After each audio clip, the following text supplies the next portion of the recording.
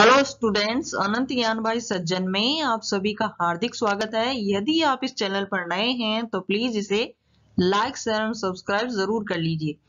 आज हम class 12 political science समकालीन विश्व में राजनीति के चैप्टर 3 समकालीन विश्व में अमेरिकी वर्चस्व के प्रश्न उत्तर हल करेंगे। पिछली क्लास में मैंने इससे संबंधित महत्वपूर्ण नोट्स पढ़ाए थे और अब इस क्लास में इस चैप्टर के प्रश्न उत्तर हल करेंगे। तो सबसे पहला प्रश्न है, वर्चस्व के बारे में निम्नलिखित में से कौन सा कथन गलत है? क है, इसका अर्थ किसी एक देश की अगुवाई या प्राबल्य है।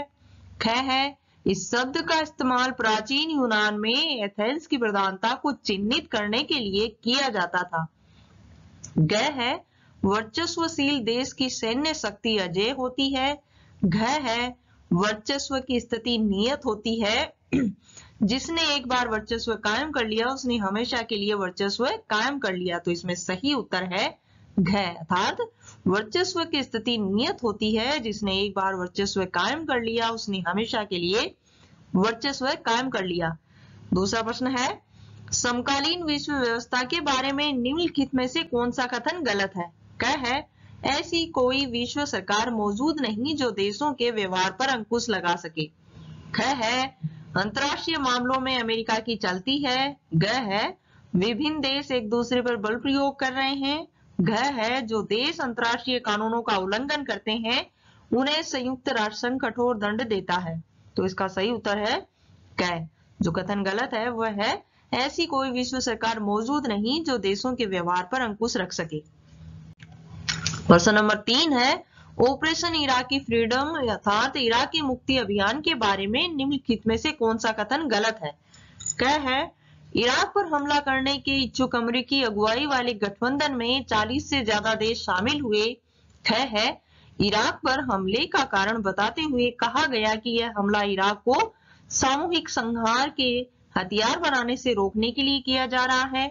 ग है, इस कार्यवाही से पहले संयुक्त राष्ट्र संघ की अनुमति ले ली गई थी।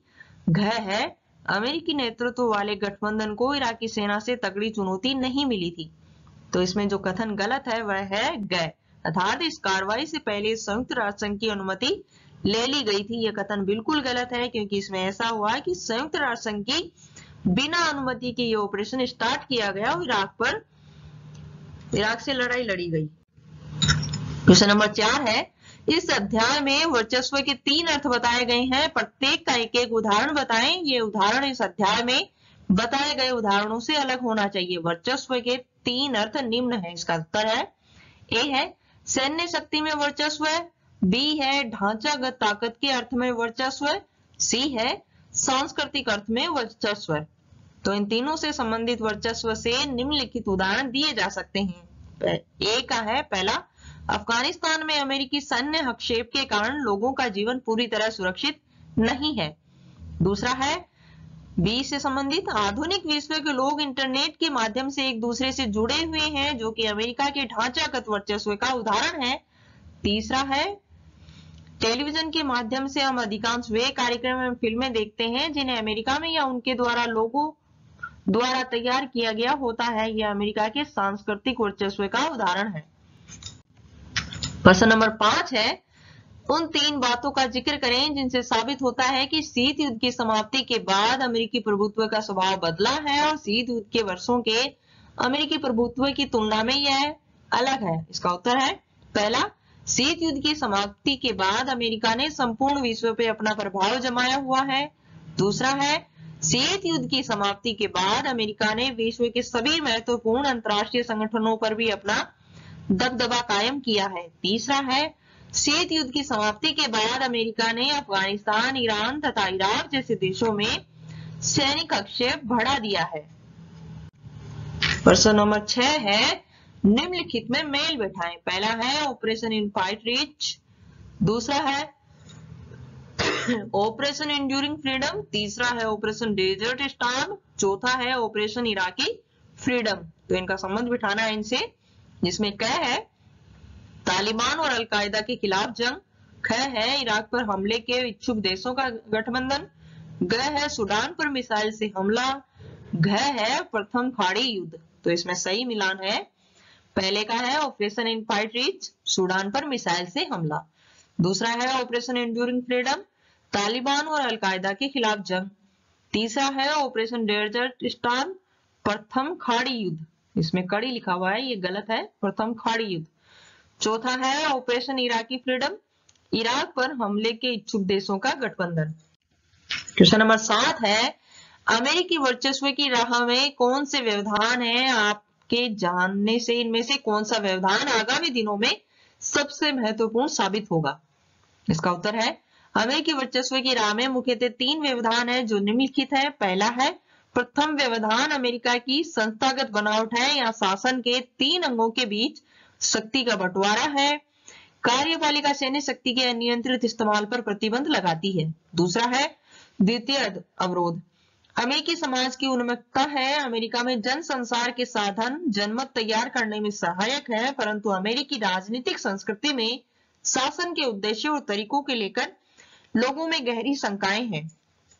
तीसरा अवरोध नाटो है, जो सैनिक संगठन है, वही अमेरिकी ताकत पर लगाम लगा सकता है। अमेरिका का बहुत बड़ा हित लोकतांत्रिक देशों के गठबंधन को, इस संगठन को कायम रखने से जुड़ा है, क्योंकि इन देशों में बाजार मूलक अर्थव्यवस्था चलती है। इनमें सबसे महत्वपूर्ण तृतीय अवरोध नाटो है। प्रश्न नंबर 8 है भारत अमेरिका समझौते से संबंधित बहस के 3 अंश इस अध्याय में दिए गए हैं, इन्हें पढ़ें और किसी एक अंश को आधार मानकर पूरा भाषण तैयार करें जिसमें भारत अमेरिकी संबंध के बारे में किसी एक रुख का समर्थन किया गया हो।